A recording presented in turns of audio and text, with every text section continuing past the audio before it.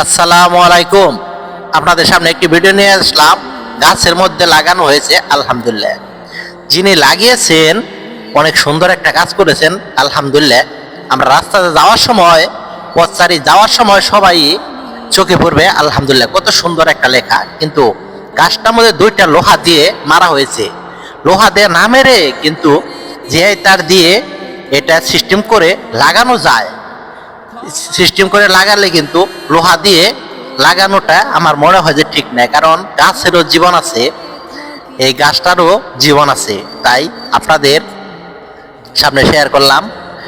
দেখুন এখানে আল্লাহু আকবার, এখানে যে তার মারার কোনো লোহা মারার কোনো সিস্টেম নেই, তবে যে তার দিয়ে কত সুন্দরভাবে মারা হয়েছে। কিন্তু এভাবে গাছের মধ্যেও যদি যে তার দিয়ে লাগানো হয়, আমার মনে হয় যে সেটাই অনেক ভালো হবে।